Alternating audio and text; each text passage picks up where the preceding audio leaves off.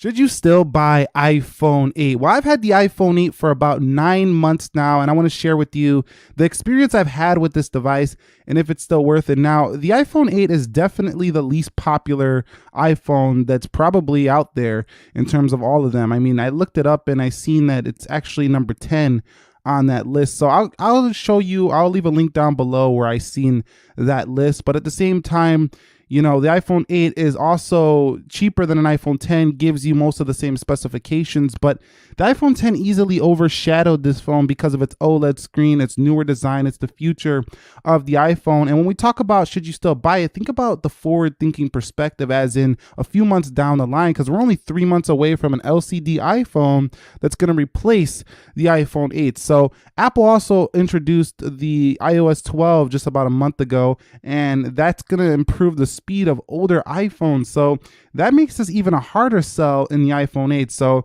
this is going to be one of those iPhones that I think that is quickly forgotten in just a couple years. Unfortunately, this is not going to be your most popular device. As a matter of fact, I read all the comments and I don't have that many comments at all talking about this particular device. And that should tell you something, because we do have quite a bit of Apple users on this channel. So iPhone 8, not the most popular, but with that being said, let's talk about the key specifications and what they've been like. Now, I don't want to go too long because key specifications can be boring, but the A11 CPU inside this phone has been keeping it running very fast and efficient. That's what we expect.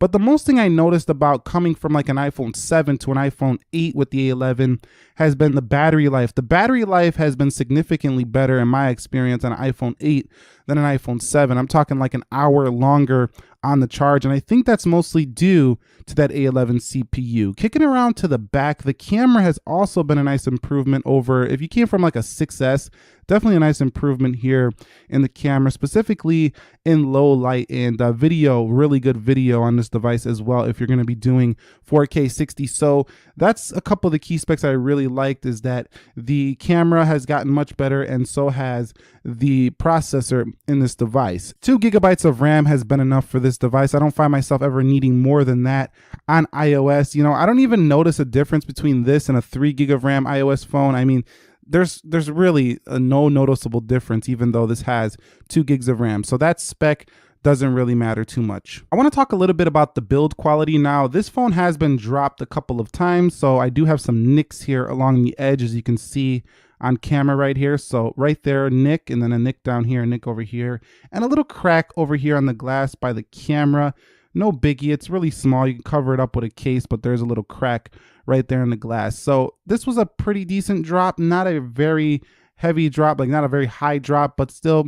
So the glass, you know, keep this thing in a case, because I got lucky with this one. If this drops again, this thing might just crack all the way down the back. So not really feeling these glass feels of 2018 when it comes to their fragility, but I do like the fact that it feels a little more premium. A little bit more on that display. The display definitely gets bright enough. LCD is one of the easier displays I found to see outdoors. OLED, some of the new ones on the Samsung phones have been pushing up the brightness, so those are pretty easy as well. But this wasn't too bad to see outdoors, and the display has good viewing angles. It kind of looks like a MacBook Retina display on the iPhone, you know, 8, like the older MacBook Retina display, like from 2015.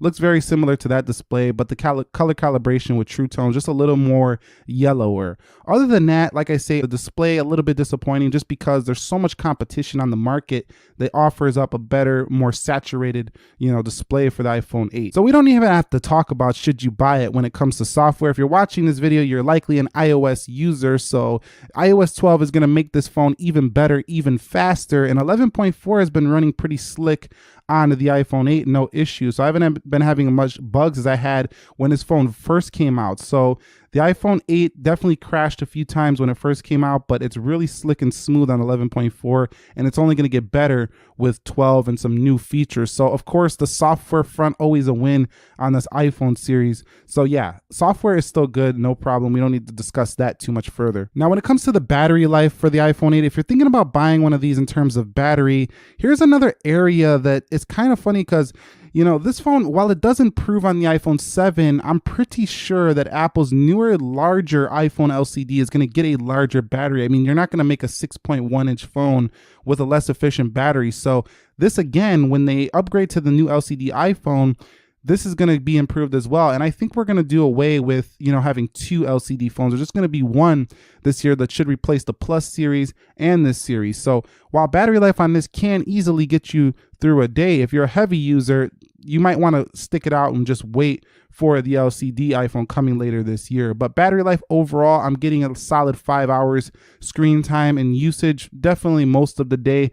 But this one doesn't quite last as long as the iPhone 10 or the iPhone 8 Plus. Those go just a little bit more than this phone. I'm going to say maybe 30 to 45 minutes longer in my use experience over the iPhone 8, but definitely pretty good for a smaller device for sure. What about the audio quality for the iPhone 8? Well, having no headphone jack is kind of a bummer still, but you know what? We've come to accept that as Apple users. That is gone and probably not coming back to any of these iPhones going forward. But the actual speakers on the phone are pretty loud, as you can hear right there with that T-Mobile ad.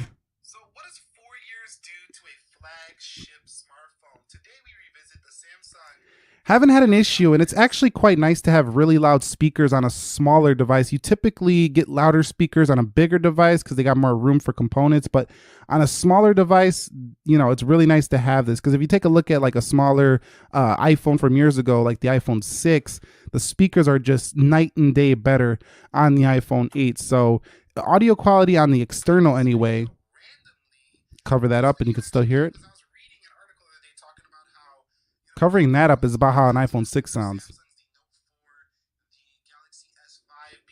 So yeah, pretty good audio. I've been very pleased with that. And Bluetooth 5.0 on here has made Bluetooth connections just so much fun because they're so fast. So what that means is that before, when you'd be waiting for your Bluetooth headset to connect, sometimes, you would just be waiting a little while. But here on the iPhone 8, I found it to connect super fast. So Bluetooth is very fast on the iPhone 8. That's something a lot of people don't mention, but just connecting your devices through this is very fast, just due to the 5.0. That goes for all the newer iPhones, but I really enjoyed that. Okay, so talking about the camera on the iPhone 8. Now the camera, I'm not going to go on too much about this. I've done some comparisons with other phones on the iPhone 8 Plus and the iPhone 10. You could check those videos out. They're the same camera as this one. This camera is stellar on the iPhone 8, and you're not going to have any issues for a few years going forward with this device. And you get that video that goes into 4K 60. So in terms of camera quality, no issues for the iPhone 8. It is phenomenal,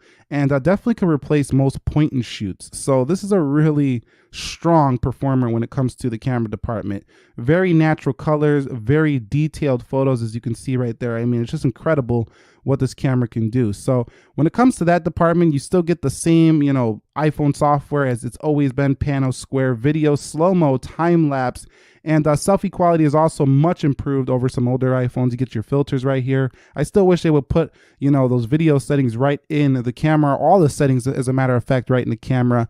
But overall, cameras are stellar on the iPhone 8, and I haven't had no issues in that regard. One area where the iPhone 8 has actually been very good is the call quality. Not many dropped calls, and pretty good speaker performance and earpiece performance. So if you're looking for a phone for good call quality, Apple has really fixed this up over the years. They had the problems with some of the older iPhones in the call quality department, but the iPhone 8 very strong here in this regard. So coming in on my closing statements for the iPhone 8, should you still buy this phone? Well, I don't think a lot of people bought this phone in the first place, but in the second place, I mean, yes, of course, they sold millions, but I'm saying the majority of people are still probably using iPhone 7 or iPhone 7 Plus, even iPhone 10 over this device, because when you walk into an Apple store and you're going to buy a $700, $800 phone, and then you see this one, why would you buy this one over this one. Now that's quite of a tricky proposition, but at the same time, we have to think about the forward